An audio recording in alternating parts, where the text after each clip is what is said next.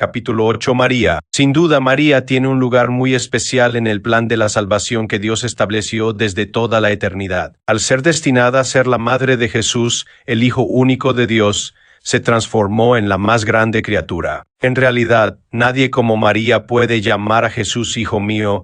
Como dice Lucas 2,48, cuando lo vieron, se sorprendieron, y su madre le dijo: Hijo mío, ¿por qué te has portado así con nosotros? Tu padre y yo te hemos estado buscando angustiados. Por eso, la misma María exclamó: desde ahora me llamarán bienaventurada todas las generaciones. Pero al mismo tiempo, María es grande por su fe y obediencia. Dichosa tú que has creído, porque lo que el Señor te ha dicho se cumplirá. Y también dijo: aquí está la esclava del Señor, que se cumpla en mí lo que has dicho. Por eso María es el modelo de todo cristiano que al recibir el llamado de Dios, está invitado a responder con generosidad en un espíritu de fe y obediencia. ¿Y qué pasa que tantos hermanos separados no quieren saber nada de María, tratándola como una mujer cualquiera y buscando algún pretexto para atacarla? Esto es un motivo más para darnos cuenta de que andan mal. Ojalá estas breves reflexiones sirvan para invitarlos a pensar y abandonar una actitud tan poco cristiana de la Nueva Alianza. Este es uno de los temas que encontramos en el primer capítulo del Evangelio según San Lucas. Al contener a Jesús en su vientre durante 9 meses, María se transformó en el arca de la Nueva Alianza. Veamos los textos de San Lucas relacionados con los textos del Antiguo Testamento, a los cuales se refieren. Danza al oír Isabel el saludo, el niño saltó de alegría en su vientre. David, vestido de lino, danzaba con todas sus fuerzas delante de Yahvé, mientras subía en el arca. Visita quién soy yo, para que venga a verme la madre de mi Señor. ¿Cómo voy a llevar a mi casa el arca de Yahvé 3 meses? María se quedó con Isabel unos 3 meses. El arca permaneció 3 meses en casa de Obededón. Sombra del Altísimo, el Espíritu Santo vendrá sobre ti, y el poder del Altísimo te cubrirá con su sombra. La nube cubrió la tienda del encuentro, y la gloria de Yahvé llenó la morada. Cuando los sacerdotes salieron del lugar santo, la nube llenó la casa de Yahvé. Los sacerdotes no pudieron continuar con la ceremonia, porque la gloria de Yahvé había llenado su casa. Así como la nube, que representa la gloria de Yahvé, llenó la morada, también Jesús llenó a María. En el arca no había más que las 2 tablas de piedra que Moisés había puesto allí en el Horeb. En el vientre de María estuvo solamente Jesús, el autor de la nueva alianza. Inmaculada. Dios, habiendo destinado a María como madre de su Hijo, la liberó de cualquier mancha de pecado desde el momento de su concepción. He aquí la Bula Ineffabilis Deus del Papa Pío IX, del diciembre 8, 1854.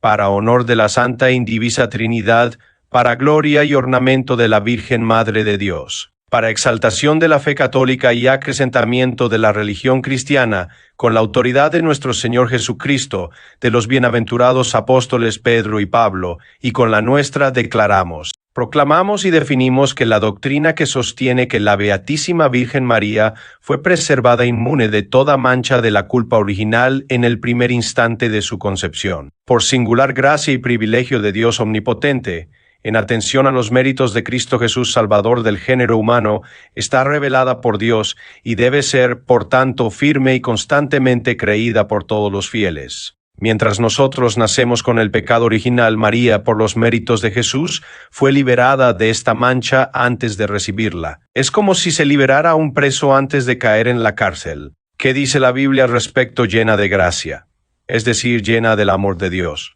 La tradición explica que se trata de una liberación total de cualquier mancha de pecado, incluso del pecado original. Con la definición dogmática del Papa Pío IX, el diciembre 8, 1854, esta doctrina, ya presente en la tradición desde un principio, se vuelve obligatoria para siempre y para todos. Madre de Dios, María dio a Jesús el cuerpo humano. Sin embargo, al tratarse del cuerpo que pertenece a la persona del Verbo, María se transforma en la madre del Verbo, que es Dios, la segunda persona de la Santísima Trinidad. He aquí el documento aprobado en el Concilio de Éfeso. Pues no decimos que la naturaleza del Verbo transformada se hizo carne, pero que tampoco se transmutó en el hombre entero, compuesto de alma y cuerpo, sino, más bien, que habiendo unido consigo el Verbo, según hipóstasis o persona, la carne animada de alma racional, se hizo hombre de modo inefable e incomprensible, y fue llamado Hijo del Hombre. No por sola voluntad o complacencia, pero tampoco por la asunción de la persona sola, y que las naturalezas que se juntan en verdadera unidad son distintas, pero que de ambas resulta un solo Cristo e Hijo. No como si la diferencia de las naturalezas se destruyera por la unión, sino porque la divinidad y la humanidad constituyen más bien para nosotros un solo Señor y Cristo e Hijo por la concurrencia inefable y misteriosa de la unidad. Porque no nació primeramente un hombre vulgar de la Santa Virgen, y luego descendió sobre él el Verbo, sino que, unido desde el seno materno, se dice que se sometió a nacimiento carnal, como quien hace suyo el nacimiento de la propia carne. De esta manera, los santos padres no tuvieron inconveniente en llamar Madre de Dios a la Santa Virgen. Por lo tanto, todos los ataques contra esta doctrina provienen del hecho de desconocer el significado profundo de la expresión Madre de Dios, como si nosotros, los católicos, pensáramos que María hubiera dado origen a Jesús como Dios. La Iglesia es la continuación de Cristo en el mundo, es su cuerpo místico. En la primera carta a los Corintios se dice: todos nosotros, ya seamos judíos o griegos, esclavos o libres, hemos sido bautizados en un mismo espíritu, para formar un único cuerpo, y a todos se nos ha dado a beber del único espíritu. Al ser María la madre del cuerpo físico de Jesús, también es la madre de su cuerpo místico, que es la Iglesia. Siempre virgen es una doctrina que encontramos muy claramente en la Iglesia desde un principio. Las objeciones provienen de una mala interpretación de los textos bíblicos. Compromiso de María, el diálogo entre María y el ángel Gabriel, deja entrever un compromiso de María respecto a su virginidad. ¿Cómo puede ser esto, puesto que no tengo relación con ningún hombre? Por obra del Espíritu Santo Jesús nació por obra del Espíritu Santo. El ángel le dijo a María: el Espíritu Santo descenderá sobre ti y el poder del Altísimo te cubrirá con su sombra. Por eso tu hijo será santo, y con razón lo llamarán Hijo de Dios. ¿Hasta qué? Y María no tuvo relación con José hasta que nació Jesús y no la conoció hasta que dio a luz a su hijo primogénito, y le puso por nombre Jesús. El hasta que no implica que después María y José tuvieran relaciones. Simplemente se quiere afirmar que Jesús nació por obra del Espíritu Santo, sin la participación de José. El tema en discusión es el nacimiento de Jesús, no el futuro de la relación entre María y José. Es como si dijera: hasta que salí de la ciudad no hubo ninguna huelga de camiones. Esto no implica que después de que salí sí hubo una huelga. En cuanto a esta manera de expresarse, la misma Biblia dice: Micol no tuvo hijos hasta el día de su muerte. ¿Qué significa que después de su muerte sí tuvo hijos? Obviamente no.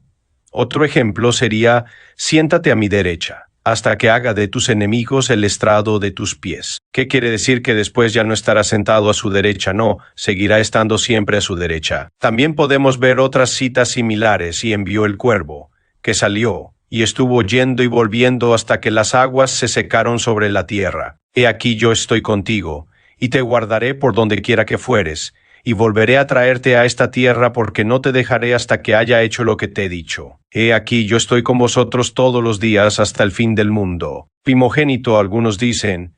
La Biblia presenta a Jesús como hijo primogénito. Esto quiere decir que María tuvo más hijos. De otra manera, la Biblia diría hijo unigénito. Esta interpretación no está de acuerdo con la Biblia. Para la Biblia, primogénito es el primero nacido, sin implicar si hubo más hijos o no. En Éxodo se dice: conságrame todo primogénito. Cualquiera que abra matriz entre los hijos de Israel, así de los hombres como de los animales, mío es. Y en Números se afirma: lo redimirás cuando tenga un mes de edad, conforme a tu valuación por el precio de 5 siclos de plata, conforme al ciclo del santuario, que es de 20 geras. Asimismo, cuando llegó el día en que, de acuerdo a la ley de Moisés, debían cumplir el rito de la purificación de la madre, llevaron al niño a Jerusalén. Allí lo consagraron al Señor. Tal como está escrito en la ley, todo varón primogénito será consagrado al Señor. Además ofrecieron el sacrificio que ordena la ley: una pareja de tórtolas o 2 pichones. Como prueba extrabíblica, en 1922 se encontró en Tel el Yehudí, Egipto, una lápida sepulcral del año 5 a.C., que dice: la joven madre judía Arsenoe murió en los dolores del parto al dar a luz a su hijo primogénito. Aunque ella no tuvo más hijos, el único fue llamado primogénito, igual que Jesús. Hermanos de Jesús. La expresión hermanos de Jesús Es una de las objeciones más comunes de quienes atacan a la Iglesia y a María. Aquí algunas aclaraciones. 1. Idioma hebreo. En hebreo y arameo, la palabra hermano tiene un significado más amplio que en nuestro idioma. Se usa para toda clase de parentesco, primo, sobrino, cuñado, etc. También se usa para referirse a los miembros de una misma tribu o pueblo y para amigos o aliados. Por ejemplo, Abraham, que era tío de Lot, declara que son hermanos. San Pablo llama hermanos a Tito y Epafrodito. Jesús nos enseña que si tenemos algo contra un hermano debemos reconciliarnos antes de presentarnos ante Dios. En Crónicas se dice: reunió David a los hijos de Aarón y a sus hermanos 120.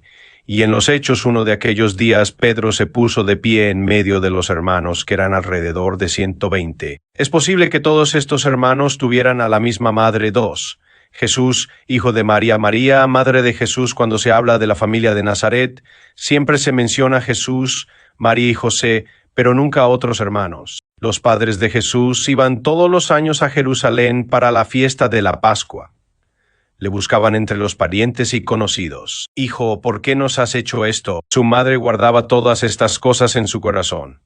¿Dónde estaban entonces los hermanos de Jesús? La Biblia nunca dice que los hermanos de Jesús fueran hijos de María. Solamente Jesús es llamado hijo de María. Conclusión: María fue siempre virgen. Así lo ha creído la Iglesia desde un principio, interpretando Isaías 7,14. He aquí, la Virgen concebirá y dará a luz un hijo. En el año 380 DC, un hombre llamado Elvidio comenzó a decir que los hermanos de Jesús eran hermanos carnales, enfrentándose a un rechazo general por parte de los cristianos. Ahora, algunas sectas hacen lo mismo, señal de que no siguen el camino correcto. Asunta al cielo, este dogma fue proclamado por el Papa Pío XII el diciembre 8, 1950. Al no haber pecado y no estar sujeta a la corrupción del sepulcro, María fue elevada al cielo en cuerpo y alma al final de su vida terrenal. Su cuerpo se transformó en glorioso y fue a reunirse con su Hijo. Esto es lo que enseña la Iglesia. Si murió o no antes de ser transformada, es una cuestión teológica y no doctrina oficial de la Iglesia. Intercesora, el relato de las bodas de Caná es prueba clara de que María intercede ante Jesús por nosotros. Jesús no pensaba hacer ningún milagro, pero María intercedió, y el milagro se hizo. María ahora está en la gloria con Jesús, que está haciendo lo mismo que Jesús, el Espíritu Santo y los santos intercediendo por nosotros. En la carta a los Romanos leemos: ¿quién nos condenará? ¿Acaso será Cristo Jesús, el que murió, más aún el que resucitó y está a la derecha de Dios, intercediendo por nosotros? Y el mismo Espíritu intercede por nosotros con gemidos indecibles. Los 24 ancianos tenían en sus manos arpas y copas de oro llenas de perfumes, que son las oraciones de los santos. Así, los ancianos interceden por los seguidores de Cristo en este mundo, presentando sus oraciones a Dios. La Biblia también presenta a profetas como Jeremías, Onías, Samuel y Elías, que siguen actuando a favor del pueblo después de muertos.